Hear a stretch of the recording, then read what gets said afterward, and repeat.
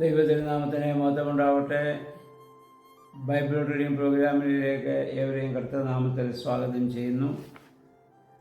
2 ദിനവൃത്താന്ത പുസ്തകം 8-ാം അധ്യായമാണ് നമ്മളിന്ന് വായിക്കുന്നത്. 8-ാം അധ്യായത്തിൽ സോളമൻ്റെ നേട്ടങ്ങളെക്കുറിച്ചാണ് നമ്മൾ വായിക്കുന്നത്. അദ്ദേഹം തൻ്റെ കൊട്ടാരവും യഹോവയുടെ നാമത്തിലുള്ള അതിമനോഹരമായ ദേവാലയവും 20 വർഷം കൊണ്ട് പണിത് പൂർത്തീകരിച്ചു. അതിനുശേഷം തന്നെ സ്നേഹിച്ച അയൽരാജ്യമായ രാജാവായിരുന്ന ഹീരാമിൽ നിന്ന് ലഭിച്ചതായ പട്ടണങ്ങളൊക്കെ പുതുക്കി പണിത് ഇസ്രായേലിലെ അദ്ദേഹം അവിടെ താമസിപ്പിക്കുകയാണ്. അതിന് മതിലുകളും കവാടങ്ങളും ഓടാമ്പലുകളൊക്കെ ഉണ്ടാക്കി ആ നഗരങ്ങളെ അദ്ദേഹം പൂർണ്ണമായി സംരക്ഷിച്ചു. മറ്റ് ശത്രുക്കൾ വന്ന് പ്രവേശിക്കാതെ, യുദ്ധം ചെയ്യാതെ അതിനുള്ള സംരക്ഷണം അവിടെ നൽകുകയാണ്. വിജാതീയരായ ഹിത്യര്, അമോര്യര്, പെരീസ്യര്, അതുപോലെ ഹിവിയർ, ജബൂസ്യർ എന്നിവരെയൊക്കെ അദ്ദേഹം അടിമകളാക്കി അവരെ കൊണ്ട് വേല ചെയ്യിച്ചു. എന്നാൽ ഇസ്രായേലിൽ ആരെയും അടിമകളാക്കാതെ അവരെ സൈന്യത്തിൽ ചേർക്കുകയും സൈന്യാധിപന്മാരാക്കുകയും അതുപോലെ തന്നെ അവരെ രഥങ്ങൾ, കുതിരകൾ എന്നിവയുടെയൊക്കെ അധിപതികളാക്കി മാറ്റി അവർക്ക് നേതൃത്വ സ്ഥാനത്വം കൊടുത്ത് അവരെ ആദരിക്കുകയും ബഹുമാനിക്കുകയും ചെയ്തു.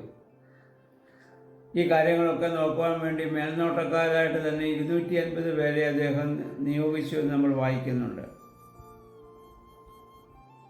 പിന്നീട് നമ്മൾ വായിക്കുന്നത് താൻ വസിക്കുന്നതായ സ്ഥലം, യെരുശലേമിലെ അതിവിശുദ്ധമായ സ്ഥലം,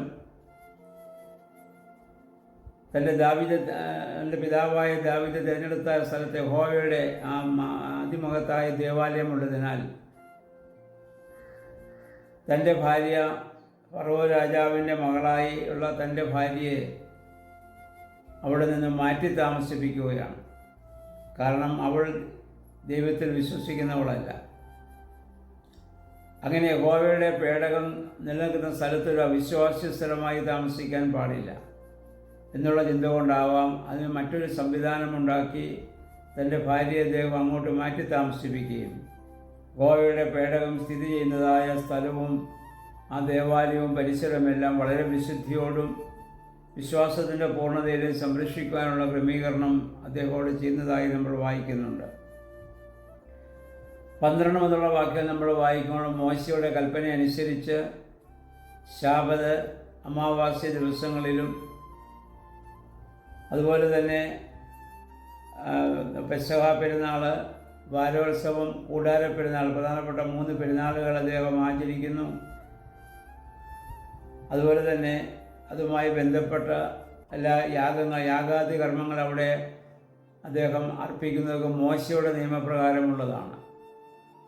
യഹോവയായ ദൈവം മുമ്പ് പറഞ്ഞല്ലോ, മോശ മുഖാന്തരം നിനക്ക് ലഭിച്ചതായ കൽപ്പനകൾ അനുസരിച്ച് നീ ജീവിച്ചാൽ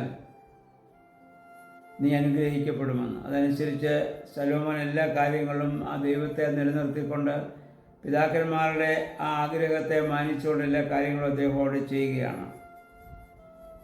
അതുപോലെ തന്നെ അദ്ദേഹം ദാവീദ് ഇതിനു മുമ്പ് നിർദ്ദേശിച്ച പോലെ പുരോഹിതന്മാരെ ഗണങ്ങളായി അദ്ദേഹം വേർതിരിച്ചു. ഓരോ ശുശ്രൂഷകൾക്കായി അവരെ പ്രത്യേകമായിട്ട് നിയോഗിക്കുകയാണ്. പുരോഹിതന്മാരെ സഹായിക്കുവാനും സ്തുതിഗീതം പാടുവാനുമായിട്ട് ലേവ്യരെ അദ്ദേഹം പ്രത്യേകമായിട്ട് നിയമിച്ചു. ലേവ്യരെ ഓരോ ദിവസത്തെ ക്രമം അനുസരിച്ച് അതിനെ നിയോഗിക്കുകയാണ്. ഇതൊക്കെ ദാവീദ് നേരത്തെ പറഞ്ഞ രീതി അനുസരിച്ച് തന്നെയാണ് ശലോമോൻ എല്ലാം ചെയ്യുന്നത്. ഓരോ വാതിലിനും അദ്ദേഹം കാവൽക്കാരെയാക്കുന്നു. ഭണ്ഡാരത്തിൻ്റെ കാര്യത്തിലോ മറ്റു കാര്യങ്ങളിലോ പുരോഹിതന്മാരും ലേവ്യരും രാജകൽപ്പനയ്ക്ക് വിരുദ്ധമായി ഒന്നും ചെയ്തില്ല. കാരണം അതനുസരിച്ചുള്ള നിയമങ്ങളും കൽപ്പനകളൊക്കെയാണ് രാജാവ് കൊടുത്തുകൊണ്ടിരുന്നത്.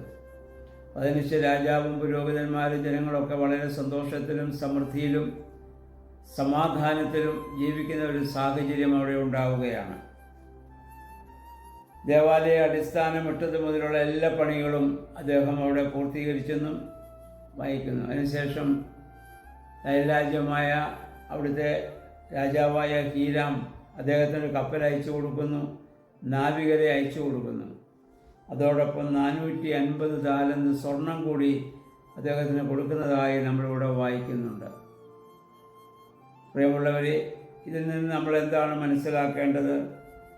നമ്മൾ ദൈവഹിതപ്രകാരം നമ്മൾ ജീവിക്കാൻ തയ്യാറാകുമ്പോൾ നമ്മളറിയാതെ തന്നെ അത്ഭുത വഴികളെ, വാതിലുകളെ ദൈവം നമുക്ക് വേണ്ടി തുറന്നു തരുന്നു എന്നുള്ളതാണ്.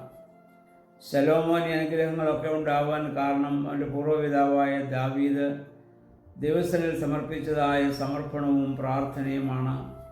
അതേ അനുഭവത്തോടെ തൻ്റെ മകനായ ശലോമോനെ അദ്ദേഹം ദൗത്യങ്ങൾ പരമേൽപ്പിക്കുകയും യഹോവയുടെ കൽപ്പന അനുസരിച്ച് നീ ജീവിച്ചാൽ നിനക്ക് അനുഗ്രഹങ്ങൾ ഉണ്ടാകുമെന്നും മോശയുടെ ന്യായപ്രമാണമോ അതിലെ ആചാരാനുഷ്ഠാനങ്ങൾക്കോ തടസ്സമുണ്ടാക്കരുതെന്നും ഒക്കെ ദാവീദ് പറഞ്ഞതനുസരിച്ചും സോളമൻ ഇവിടെ ജീവിക്കുകയാണ്. അതാണ് അദ്ദേഹത്തിൻ്റെ ജീവിതത്തിൻ്റെ ഏറ്റവും വലിയ അനുഗ്രഹം. അദ്ദേഹത്തിന് നമുക്കറിയാം, ദൈവം വലിയ ജ്ഞാനം കൊടുത്തു. ആ ജ്ഞാനമുള്ളവന് മാത്രമേ അപ്രകാരം ചിന്തിക്കുവാനും പ്രവർത്തിക്കുവാനും സാധിക്കുകയുള്ളൂ. ഇല്ലെങ്കിൽ അധികാരം ലഭിക്കുമ്പോൾ അഹന്തയും അതുപോലെയുള്ളതായ ദോഷപ്രവൃത്തികളൊക്കെയാണ് സാധാരണ എല്ലാവരിലും അധികാരം ലഭിക്കുന്നവരിൽ ഉണ്ടാവുക.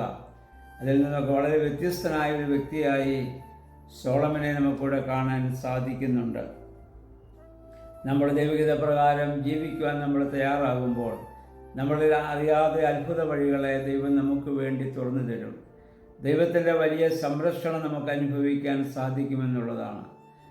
മത്തായിയുടെ സുവിശേഷം 6-ാം അധ്യായത്തിൻ്റെ 30-31 വാക്യങ്ങൾ നമ്മൾ വായിക്കുമ്പോൾ നമ്മുടെ കർത്താവ് പറയുന്നു, മുന്നമേ അവൻ്റെ രാജ്യവും നീതിയും അന്വേഷിപ്പീൻ, അതോടൊപ്പം സകലവും ദൈവം നിങ്ങൾക്ക് തരും. നിങ്ങളൊരു കാര്യം മാത്രം ചെയ്താൽ മതി, ദൈവത്തെ അന്വേഷിച്ചാൽ മതി. ആ ദൈവവും നിങ്ങളുമായുള്ളൊരു ബന്ധം സ്ഥിരമായി നിലനിൽക്കുമെങ്കിൽ നിങ്ങളൊന്നും ഭയപ്പെടേണ്ട കാര്യമില്ല. ദൈവം അത്ഭുതകരമായി നിങ്ങളെ വഴി നടത്തിക്കൊള്ളും. അവൻ്റെ രാജ്യവും നീതിയും അന്വേഷിക്കാൻ മാത്രമാണ് ആവശ്യപ്പെടുന്നത്.